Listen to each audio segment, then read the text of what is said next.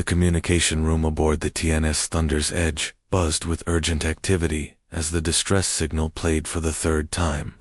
Captain Lee Gina stood with her arms crossed, watching the holographic display flicker with each weak transmission. "Pulse, play it again, Minho," she ordered. Lieutenant Park Minho's fingers moved across his console, and the haunting sounds filled the bridge once more. The message wasn't in any human language, but the universal translator rendered it into words that made Gina's stomach clench with worry. "Help us. The darkness comes. Our light fades. Please, anyone who receives this message, help us. The have found us." The transmission crackled with static before cutting to silence. Gina had heard about the Devourers from scattered reports and rumors whispered in deep space stations, machine creatures that consumed entire worlds, stripping them bare before moving on to the next target. Most people thought they were just stories meant to frighten rookie pilots. "Captain, that signal came from the Zephyrian Coalition," reported Ensign Kim Day from his navigation station. "It's traveled across 3 sectors to reach us."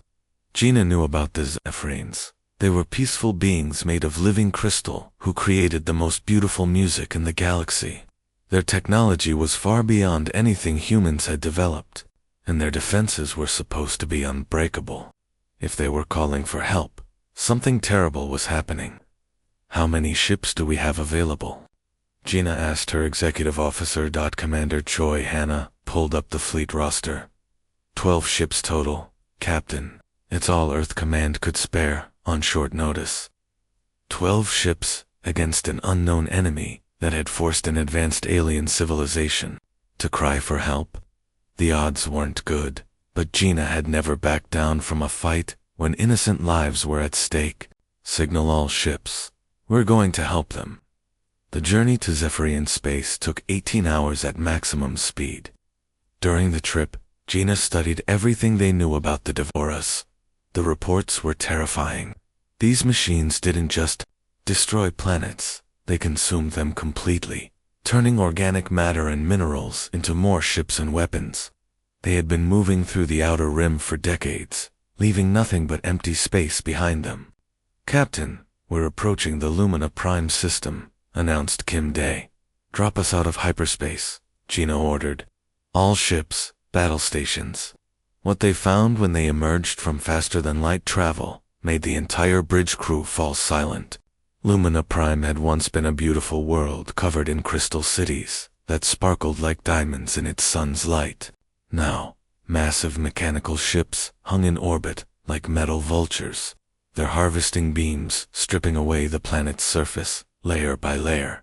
The crystal cities were dark, their light fading as the population died or fled underground in space. The remnants of what had once been a proud Zephyrian defense fleet limped between dying space stations.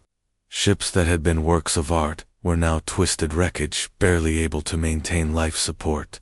"Dear God," whispered Minho, his young face pale with shock. Through the view screen, they could see the Devourer ships at work. They moved with mechanical precision, their forms ugly and functional. No art, no beauty, just cold efficiency as they tore apart everything in their path. Smaller ships darted between the harvesters like metallic insects, destroying any vessel that came too close. "I count 47 enemy ships," reported Tactical Officer Lieutenant Nam Yuri. "They're all focused on the harvesting operation." "And the Zephyrian fleet?" Gina asked. 8 ships still operational, Captain. They're barely holding together." A new transmission came through, this one from the surviving Zephyrian commander. The voice was musical, but filled with despair that the translator couldn't quite capture. "Unknown vessels, this is Admiral Veltar of the Coalition Defense Force. You must leave immediately. These creatures cannot be stopped. We have fought them for 67 years and lost 43 star systems. Save yourselves." Gina opened a channel to respond. "Admiral Veltar, this is Captain Lee Gina of the Terran Alliance. We received your distress call. We're here to help." "You do not understand. The Admiral's harmonious voice carried notes of hopelessness. We tried everything. Perfect strategies, advanced weapons, coordinated attacks. They adapt to everything we do. They learn from our tactics and counter them. Our hope is dying. Looking at the mechanical harvest ships, stripping away the beautiful crystal world, Gina felt a familiar fire burn in her chest. It was the same feeling that had driven humanity to reach for the stars. The stubborn refusal to give up even when the odds seemed impossible. "Admiral, your hope isn't dead yet," she said firmly. "You've been fighting these things with logic and precision, right? Well, humans don't always fight logically." She turned to her crew, seeing the same determination in their eyes that had carried their species through countless challenges. "All ships, this is Captain Gina. The Zephyrians think this fight is hopeless, but they don't know humans very well. We're going to show these machines what happens when Earth brings the thunder to their perfectly ordered universe." The first phase of humanity's chaotic response was about to begin. The meeting room aboard the Zephyrian command ship felt heavy with defeat. Captain Lee Gina sat across from Admiral Veltar, whose crystal body had lost much of its natural glow. The other coalition leaders looked like living statues made of dimmed glass, their musical voices barely above whispers. "For 67 years, we have calculated every move," Admiral Veltar sang sadly. "We studied their patterns, predicted their attacks, coordinated our defenses with mathematical precision. Yet they always found a way to counter us." "Commander."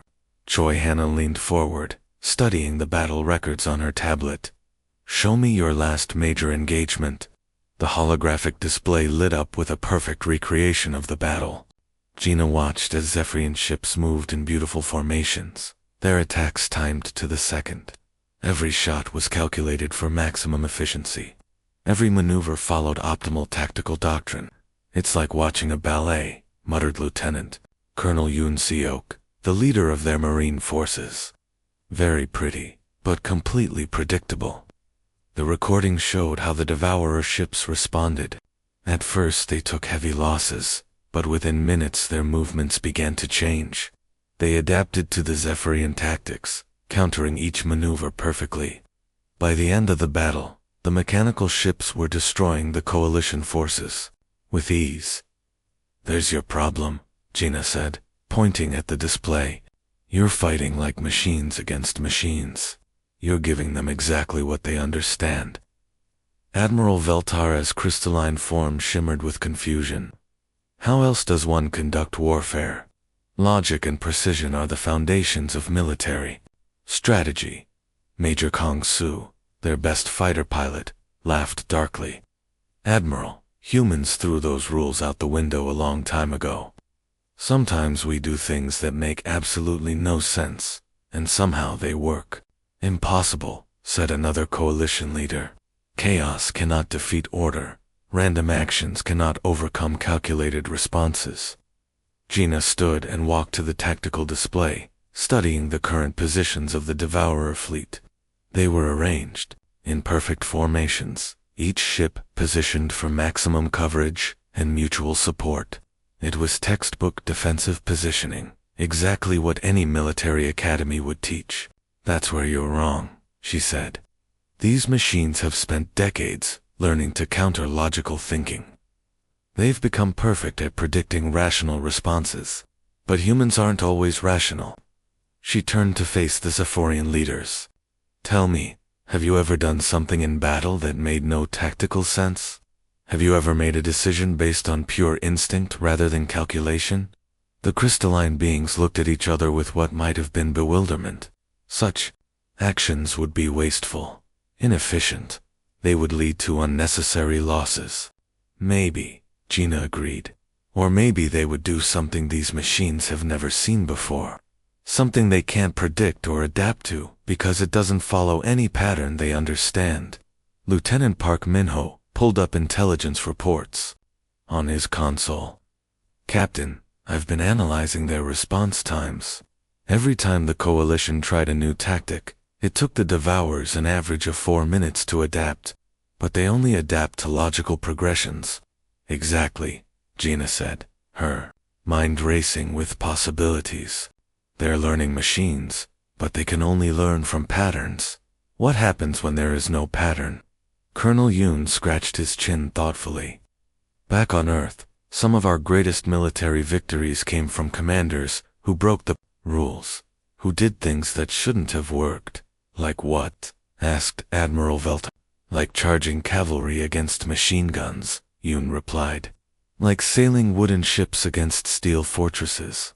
Like landing on beaches that were supposed to be impossible to assault. Humans have a long history of succeeding by doing stupid things that shouldn't work.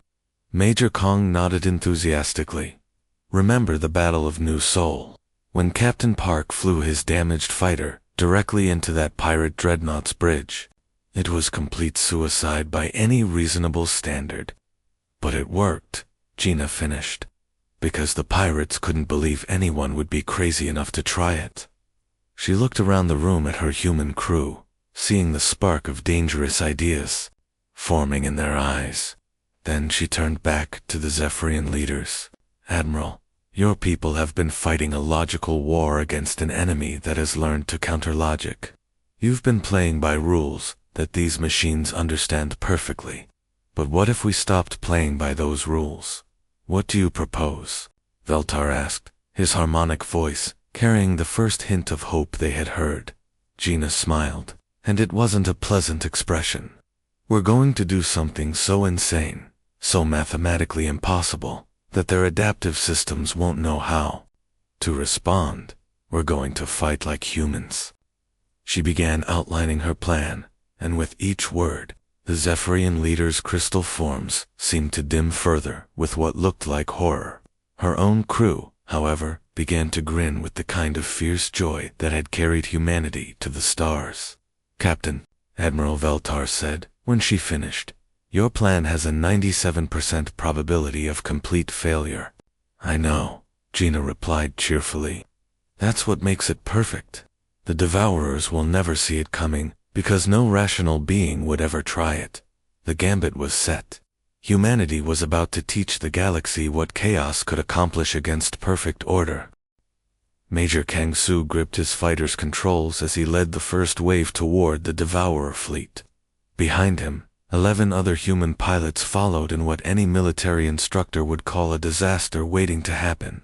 Their formation looked like a drunk person had tried to arrange toy ships in the dark. Dragon Squadron, remember what the captain said. Su spoke into his radio. We're not trying to be perfect. We're trying to be human. Lieutenant Nam Yuri's voice crackled back with excitement. Copy that, Dragon Leader. Time to show these tin cans how we dance. The Devourer ships detected their approach immediately. Point defense systems swiveled to track the incoming fighters, calculating intercept courses and optimal firing solutions. The machines had faced thousands of fighter attacks over the decades. They knew exactly how to handle small, fast targets. But they had never faced pilots who suddenly broke formation and started flying like maniacs. Su rolled his fighter upside down and dove between 2 enemy destroyers, firing his missiles at point-blank range before spinning away in a corkscrew pattern that should have torn his ship apart. The Devourer targeting systems tried to track him, but their calculations kept coming up with impossible results. These things don't know what to do with us, shouted Lieutenant Kim Ho as he flew his fighter in a zigzag pattern that followed. No tactical manual ever written. Nam. Yuri decided to try something even crazier. She shut off her engines completely and let momentum carry her past a Devourer cruiser's weapons. Then, restarted her engines at the last second to avoid crashing into its hull. Her missiles struck the ship's bridge before the mechanical defenders could react. The enemy ships began firing, but their shots were scattered and poorly timed. Their adaptive systems were working overtime, trying to find patterns in the chaos. But every time they thought they understood what the humans were doing, the pilots would do something completely different. On the surface of Lumina Prime, Sergeant Lim Haen watched the space battle through his helmet's display as he led his team through the crystal ruins. The Devourer ground forces had built their processing facility in the center of what used to be the planet's most beautiful city.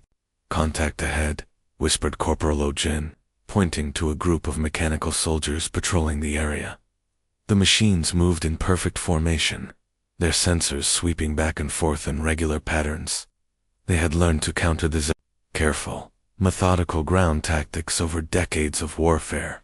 "Remember, boys," Lim said quietly, "the Zephyrians would set up a perimeter, establish firing positions, and advance by the book. We're not Zephyrians.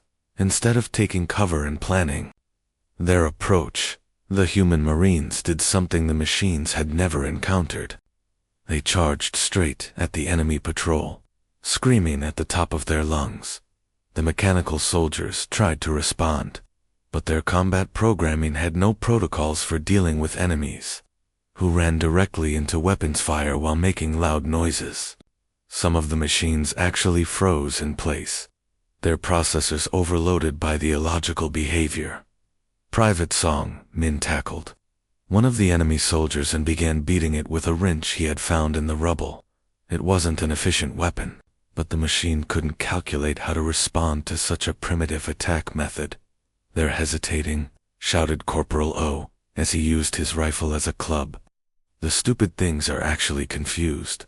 In space, Captain Lee Gina watched the battle from her bridge with grim satisfaction. The Devourer fleet was responding to their attacks, but slowly. Their perfect coordination was breaking down as they struggled to process human unpredictability. "All ships, execute Thunder Pattern 7, she ordered. What happened next would have given any admiral nightmares. The human fleet completely abandoned military formation and began individual attack runs. Each captain made decisions based on gut feeling rather than tactical doctrine. The cruiser Soul's Pride rammed directly into a Devourer battleship's weapon systems. The destroyer Busan Lightning used its own hull as a shield to protect a damaged Zephyrian vessel. The frigate Daegu Storm flew upside down while firing all weapons, just because its captain thought it might confuse the enemy. Commander Choi Hanna monitored the tactical display with amazement. "Captain, the enemy response time is getting worse. They're falling behind our decision cycle, because they're trying to find logic in madness," Gina replied. "Signal Sergeant Lim. Begin Phase 2.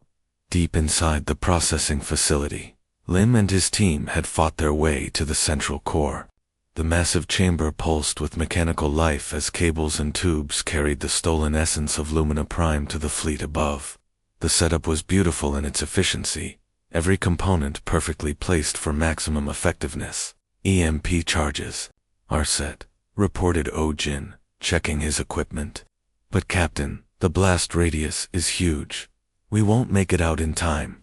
Lim looked at his team and saw the same stubborn determination that had carried humanity from cave dwellers to star travelers. They had come here to do a job, and they were going to finish it. "Then we don't make it out," he said simply. "We make sure it works." The thunder was building to its crescendo, and soon the storm would break over the mechanical invaders who had never learned to fear the chaos of human determination.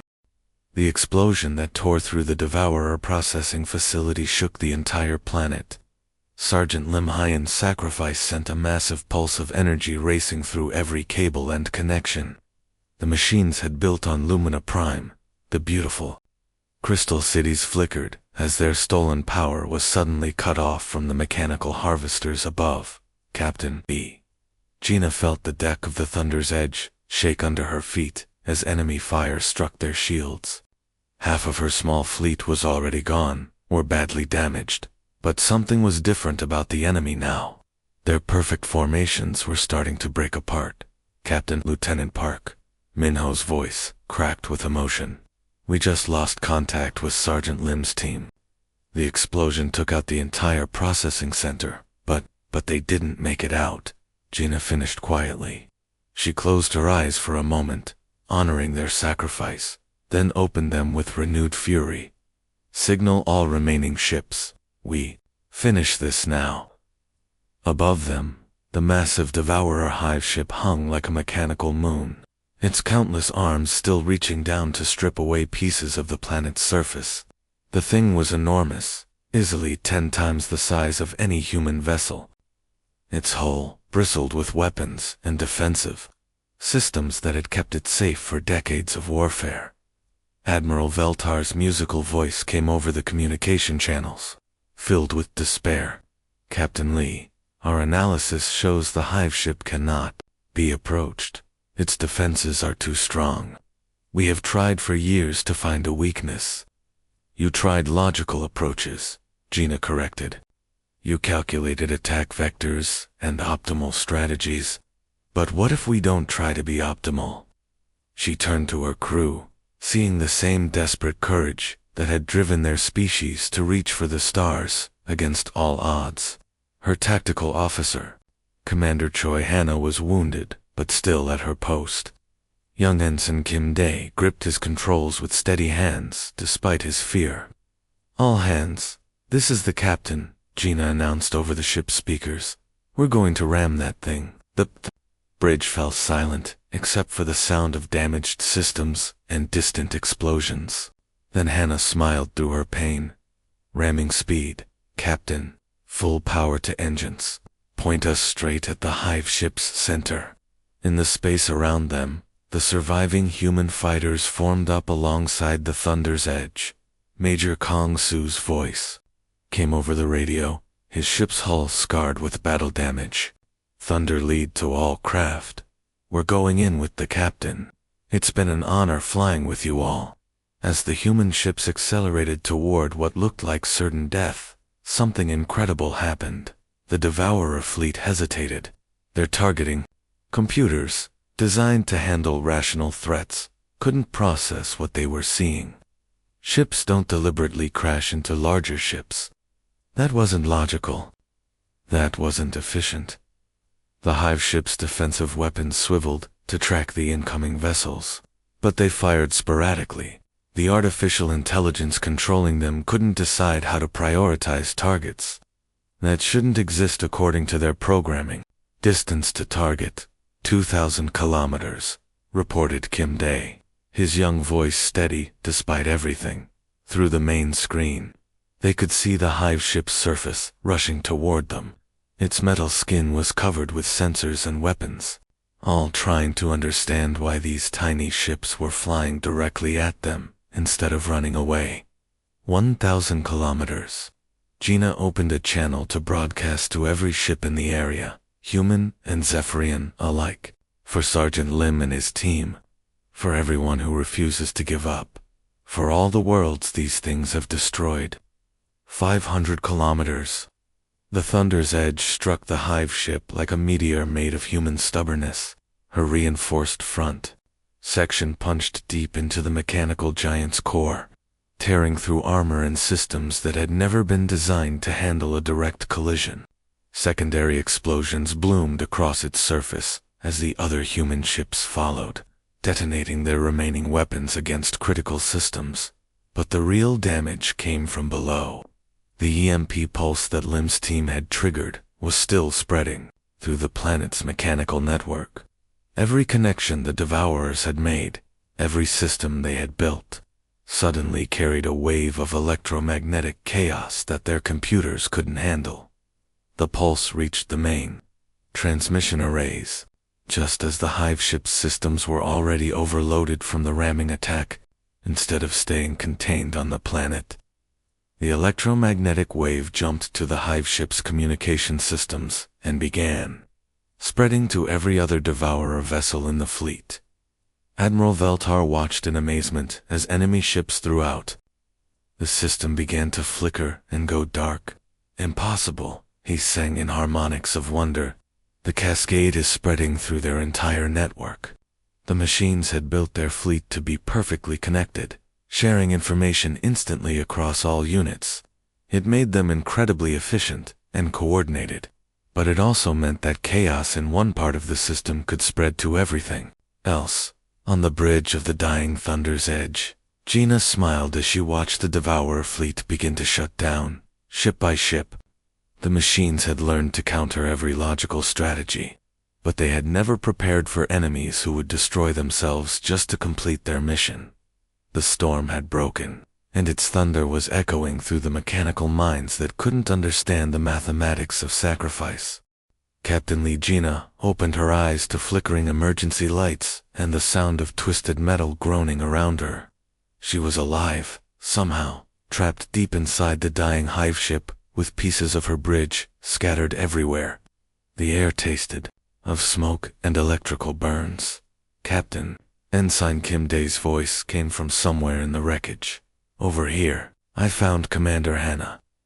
Gina pulled herself free from her damaged captain's chair and crawled toward the sound. She found her surviving crew members huddled in what used to be the navigation section. Now a small pocket of breathable air surrounded by twisted metal and sparking cables. Commander Choi Hannah was badly hurt but conscious. "Captain, the hull is failing. We need to reach the escape pods before this whole section collapses." Through a crack in the twisted view screen, Gina could see the hive ship's internal structure falling apart around them. Massive mechanical arms that had been harvesting the planet below now hung limp and powerless. But what caught her attention was something else entirely. "Look at that," she whispered, pointing through the crack. The other Devourer ships in the fleet were moving strangely. Their perfect formations were breaking apart as individual vessels drifted aimlessly through space. Warning lights blinked across their hulls like confused eyes. The EMP cascade, Hannah realized, managing a weak smile despite her pain. It's still spreading through their network. They're trying to adapt, but they don't know how to counter pure human stubbornness. Lieutenant Park Min-ho pulled up a portable scanner from the debris. "Captain, I'm reading massive system failures across the entire enemy fleet. Whatever Sergeant Lim's team did, it's like a virus spreading through their computers, fighting through smoke and falling debris. The survivors made their way toward the escape pod bay. The hive ship shuddered around them as its core systems continued to fail. Mechanical voices echoed through the corridors, speaking in binary languages that sounded confused and desperate. They reached the escape pod just as the hive ship began its final death spiral. As their small craft launched into space, they had a perfect view of something that should have been impossible. The entire Devourer fleet was going dark, ship by ship, as the cascade failures spread through their connected systems. They built themselves to be perfect, Gina said, watching enemy vessels drift powerless through space. Every ship connected to every other ship, sharing information instantly. But that connection became their weakness.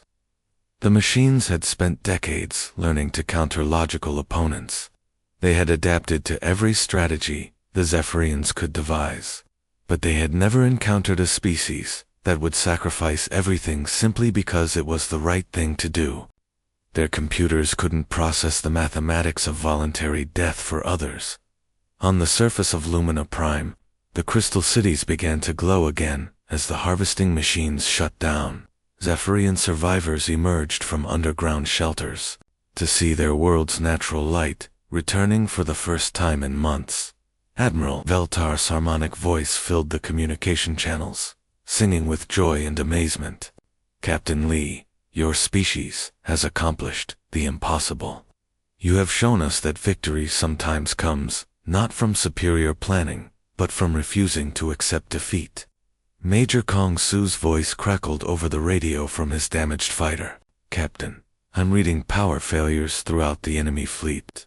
The big ships are just floating there like dead metal." Gina looked out at the dying mechanical vessels, their lights fading one by one like stars going out. Humanity had paid a terrible price for this victory. Half their small fleet was gone. Brave soldiers like Sergeant Lim Hayan had given everything they had to give, but they had proven something important to the galaxy. The Devourers had consumed 43 star systems over 67 years of warfare. They had learned to counter every logical strategy, every calculated attack, every reasonable approach to combat. But they had never faced humans before. "The thunder isn't just about making noise," Gina said quietly as rescue ships approached. There, Pod. It's about refusing to be quiet when darkness comes. In the days that followed, as the Coalition forces secured the disabled Devourer's ships, they discovered something remarkable. The machine's adaptive programming had become so confused by human tactics that they had essentially forgotten how to fight. Their learning algorithms had crashed, trying to find patterns in pure chaos. The Zephyrians studied the phenomenon with wonder. Your species fights without logic, Admiral Veltar observed. You make decisions that should lead to disaster, yet somehow achieve victory. Maybe that's the point, Gina replied. Sometimes the best way to win is to do something so crazy that your enemy can't believe you're actually doing it. Word of the victory spread throughout the galaxy. The unstoppable Devourers had been stopped by a small human fleet that refused to follow the rules of warfare. Other species began to study human military tactics, trying to understand how chaos could defeat perfect order. But the real lesson was simpler than that. Sometimes salvation doesn't come from superior technology or brilliant strategy. Sometimes it comes from people who are too stubborn to know when they're beaten, who bring thunder to light up the darkness no matter what it costs them. The Coalition's hope had been dying, but Earth had brought the thunder, and thunder, once heard, echoes through the stars, forever.